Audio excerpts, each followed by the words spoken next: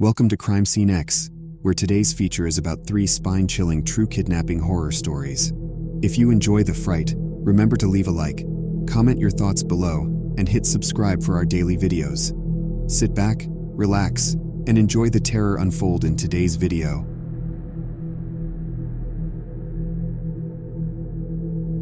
It was an ordinary Thursday night, and I was pulling an all-nighter for an exam that I had been dreading for weeks. The library was about to close, and I gathered my books, shoving them into my backpack with less care than I should have. I decided to walk back to my dorm since it was a clear night, and the campus was usually alive with students at all hours. The path from the library to my dorm wound past the university's central fountain, a popular hangout spot, but tonight, it was deserted. I remember feeling a twinge of unease at the silence. I shrugged it off as nerves from the upcoming test and kept walking, my footsteps echoing. As I neared the fountain, I saw a figure sitting on one of the benches. They were slumped over like they were sick or something. My first instinct was to help, so I approached cautiously and asked if they were okay. That's when I noticed the second figure.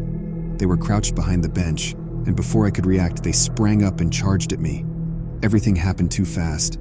I was tackled to the ground, the weight of my assailant crushing the air from my lungs. I tried to shout, but a hand clamped over my mouth. They dragged me off the path and behind a row of hedges.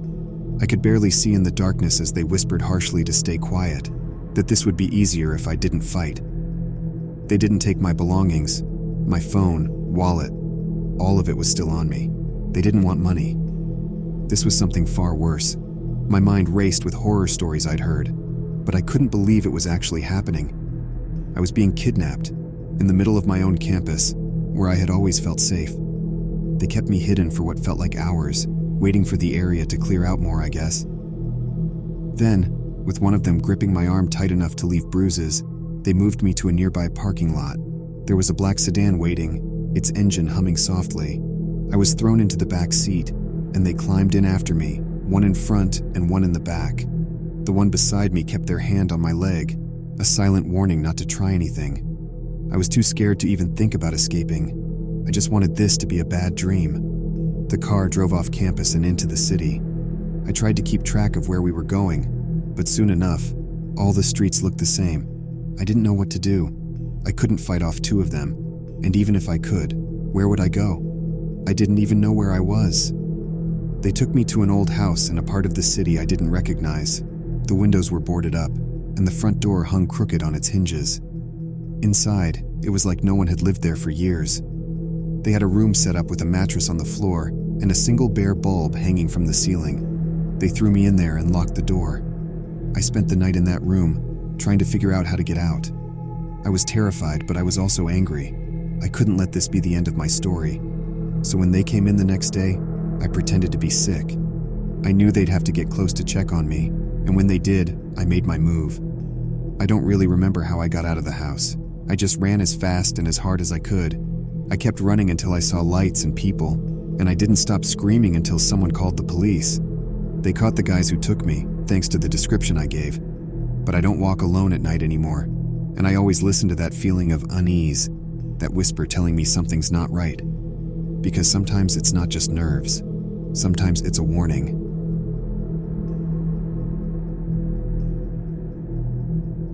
One evening, just as the edge of autumn began to crisp the leaves, I found myself working late at the diner on the outskirts of town. It was a family-run place, a cozy eatery that catered to the truckers and late-night drifters looking for a warm meal. I was the closer, which meant I stayed until the last customer left and the grills were clean. That night, the last customer, a guy in a flannel jacket and worn-out jeans, lingered over his coffee until well past midnight. I didn't mind much. The tips were usually better from the night owls. But this guy, he didn't talk or look up from his mug, just kept refilling his coffee from the pot I left on his table. When it was time to lock up, I gave him a gentle nudge. "We're closing up now, sir." He nodded, left a few crumpled bills on the table, and headed out into the dark. I locked the door behind him and started to clean up. That's when the lights flickered. A storm was rolling in, the kind that knocked out power lines and made you wish you were home in bed. I hurried with my work, eager to get back before it hit. As I was leaving, I heard a thump from the back of the diner. I thought maybe the guy had come back. Maybe he left something behind. but when I went to check, there was nothing there, just the wind picking up, howling through the gaps in the windows. I shrugged it off, locked the back door, and stepped out into the chilly night. The diner's neon sign buzzed and flickered as the wind started to whip around me. I pulled my jacket tighter and made my way to the small employee parking lot at the side of the diner. My car was the only one left, a lonely beacon under the flickering street lamp. I was about to get in when I heard it again, a thump. This time it was coming from my car. I paused. The area was known for stray animals, so I figured a raccoon had found its way into the trunk where I kept some leftovers. Approaching the car, I reached for the trunk release on my key fob, but before I pressed it, I saw movement from the corner of my eye. There, behind the dumpster, a shadow shifted. I squinted, trying to make out the form. It was the same guy from the diner, the last customer. "You okay, sir?" I called out, but he didn't respond. The air grew tense, and my skin prickled with unease. Something was off. The guy just stood there staring. I decided to get in the car, lock the doors, and then deal with whatever he wanted from inside, where I was safe. But as I turned to the driver's side, my heart skipped. Another figure emerged from the shadows between the diner and my car. I hadn't seen them before, and now I was trapped. The two of them, they didn't rush or run at me. They walked with a slow, deliberate pace that was somehow more frightening. I did the only thing I could think of. I ran back toward the diner, but I'd forgotten about the back door. It was locked from the inside after closing. I was fumbling with my keys when I felt a hand grip my shoulder. I screamed and swung around with my keys between my knuckles, a makeshift weapon. I caught one of them in the face and he stumbled back. That gave me just enough time to get the door open and slip inside. I slammed it shut and locked it, my heart hammering against my ribs. They banged on the door, but it held firm. I grabbed my phone and dialed 911. The operator's voice was a lifeline as I crouched behind the counter, watching the shadows move under the door. The police arrived within minutes, but the guys were gone. They searched the area but found nothing. The cops said it was likely a robbery attempt, that the diner's isolated location made it a target. I quit my job the next day. I couldn't shake the feeling of being watched, of being hunted. It's one thing to know the dangers of the world. It's another to look them in the eye and know how close you came to being a victim.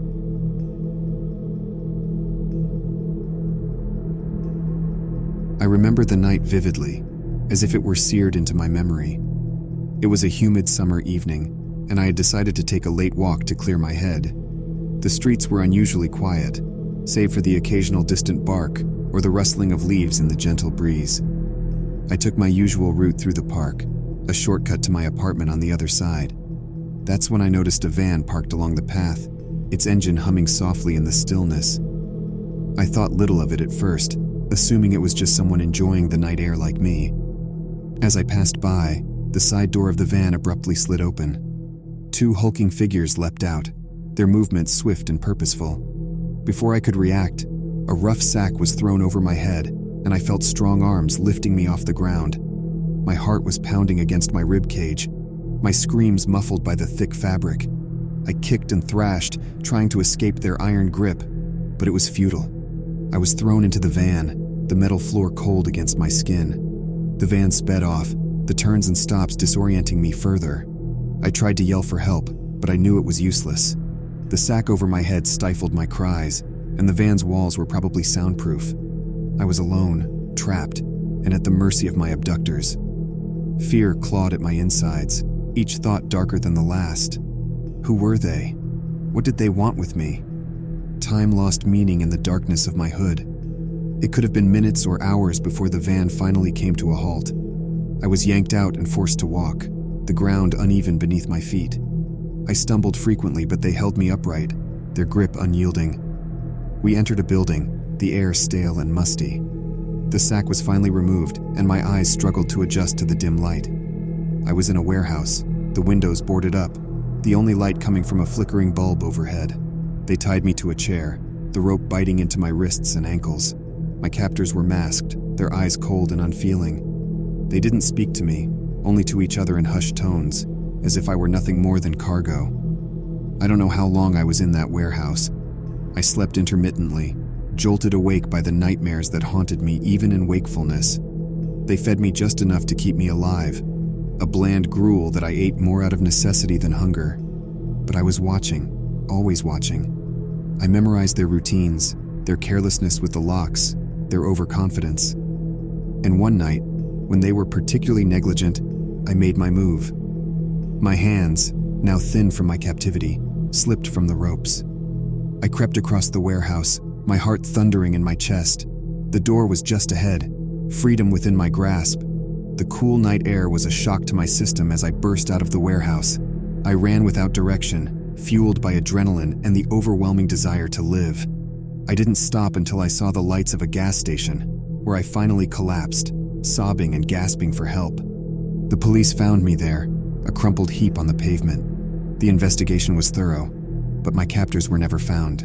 They had vanished, leaving behind only the echoes of my terror. I'm safe now, in my apartment, surrounded by people who love me. But sometimes, late at night, I hear the faint hum of a van's engine, and I feel the sack being drawn over my head, and I wonder if I'll ever truly be free of the nightmare that almost claimed me. Thanks for watching. If you haven't already, please like the video, comment what you thought, and subscribe for daily uploads.